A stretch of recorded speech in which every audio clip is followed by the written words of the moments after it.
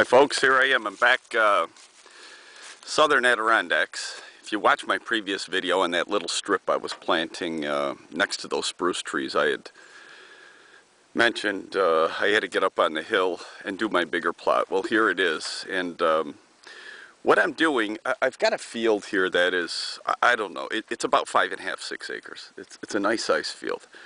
Last year I planted it for the first time. If you see those stalks there in the middle of the field, that's the leftover sunflowers from last year. But I just planted a half-acre plot in the middle there with some soybeans and all that other stuff just to see how it went. And it worked really well. It grew well. The deer loved it. So what I'm going to do is plant that again. That is Antler King. I can't remember what the name of the seed is. It's got soybeans, winter peas, buckwheat, and sunflowers in it. It grew like crazy, and the deer just plowed it. The sunflowers were amazing. So I've killed this area right here. You can see I just took one pass with the cultivator. I got a lot of work left to do in this. This goes on quite a ways. Down at the end there is the area that I planted the Big and Beastie in, which is a seed from Frigid Forage. I planted it down in there. I had about a 1.25 acre plot. So I've got a lot of work here. I just wanted to show you what we can do here on properties that we sell, what you can do, and of course it doesn't have to be this big. I'm going to end up with about 4 acres or so here that's planted, but you can do a lot less than that. You don't need to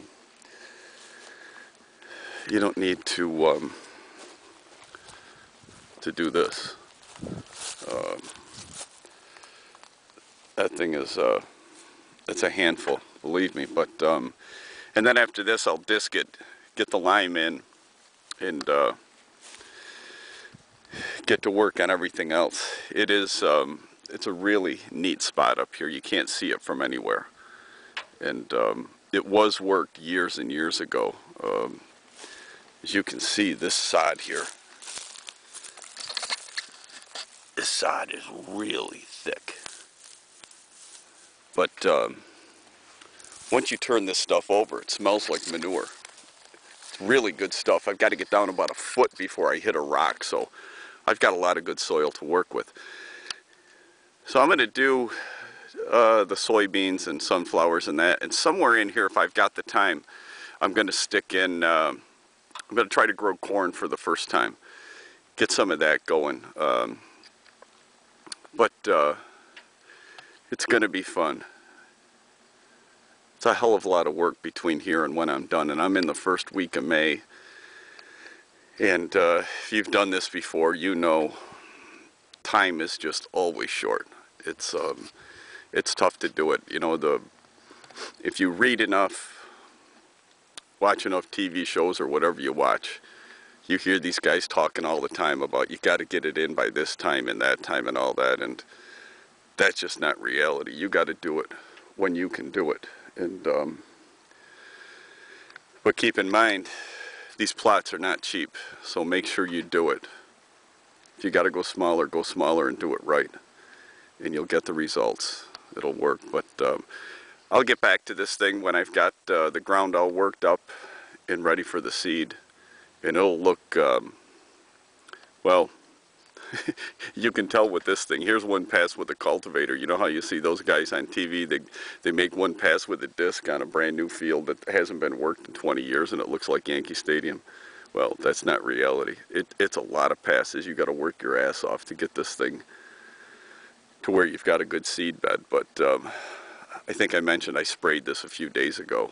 It doesn't really look like it. I just don't have the time to sit around and wait 2 weeks for it to all brown up and everything else.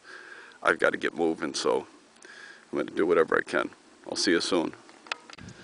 Well, it looks different now than it did the last time. I don't know the date that I was here the last that I had the camera out, but it's been probably 3 weeks.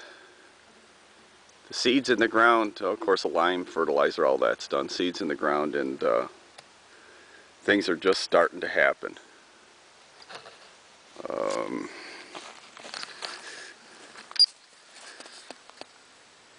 I don't know if you can see that or not, but well, we're getting there.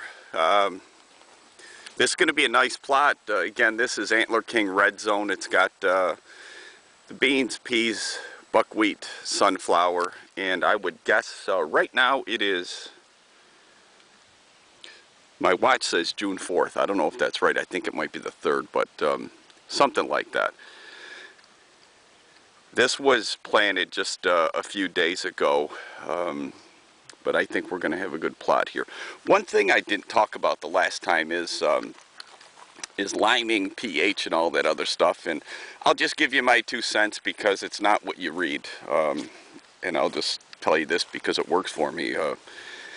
If you get that newsletter from Whitetail Institute, they had a poll or some kind of a survey last month where they were asking guys what they did. Do you do a soils test? Do you wing it? Or do you do nothing? What do you do? And I'll tell you, I wing it. I wing it for a couple of reasons.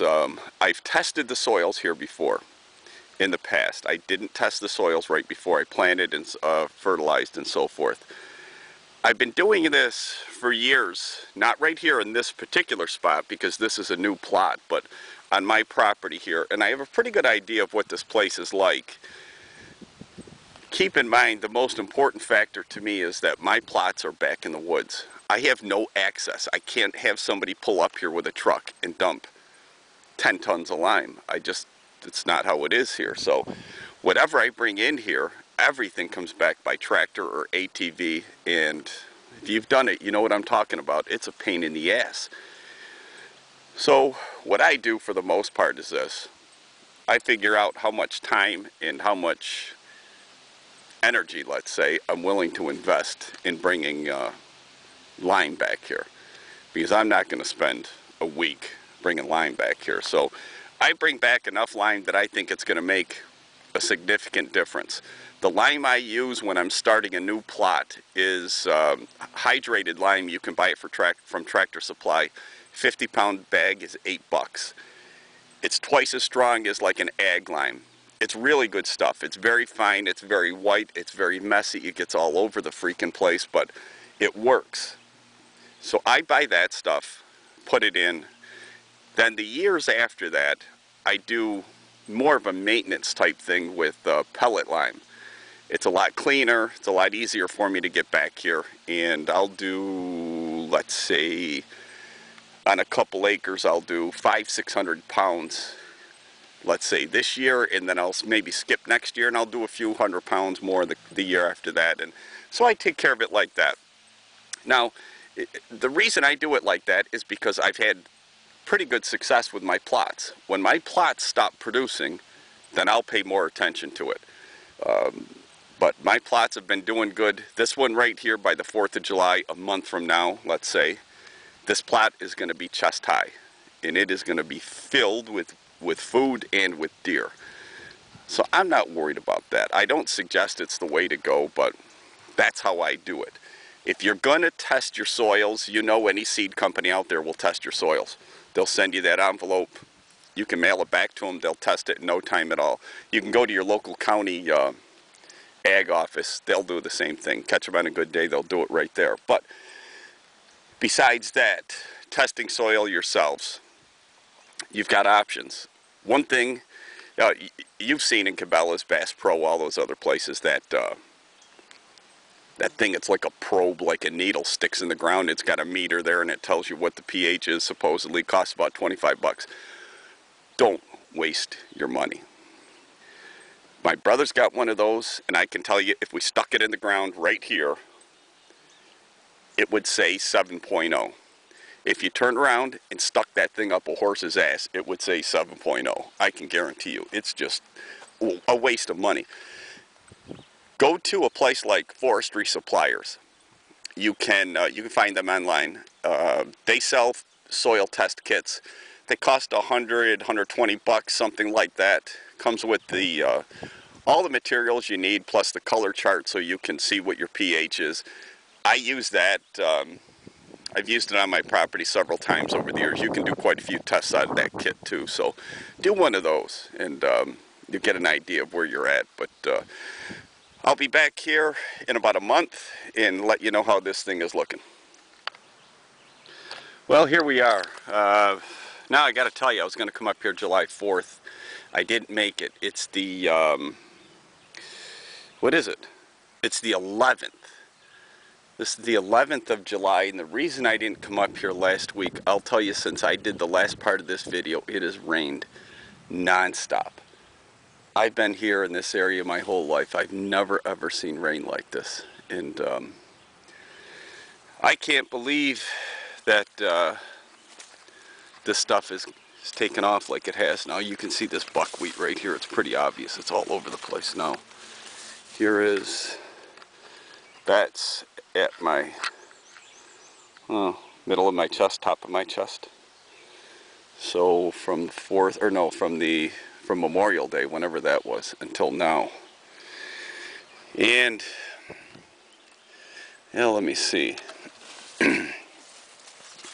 Got some peas down in here. They're coming nice.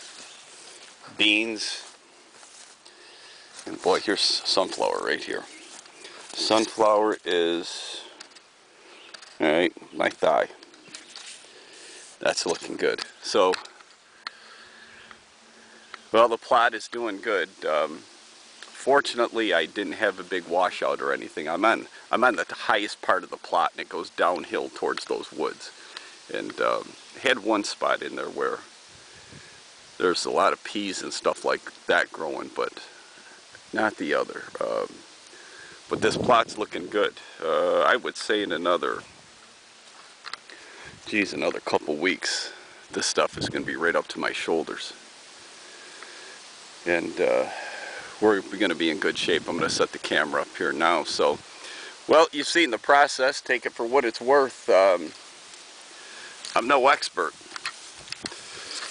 You've probably already concluded that, but I do this a lot. Been doing it for a while, and I found what works and what doesn't work. This area right here on this plot, by the way, this is the first time it's been planted right here, and this is the highest stuff I have and the thickest stuff I have. It is, as you can see, it's a jungle in here. Threw down the lime, whatever I could carry up here, until I got too lazy to carry more, and we're doing good. And well, you can see it's open. We're going to get some sun here, but there's a lot of sun that comes into this place. So what I'm going to do now is getting close. You remember this from the beginning. Just sprayed this again last week. It's tough to find a day I could spray because it's pouring every single day, but this plot right here is about 1.25 acres, and this is going to be my big and beastie plot from Frigid Forage. Planted it last year, and man, I'll tell you, did it work. Got a stand right there, by the way.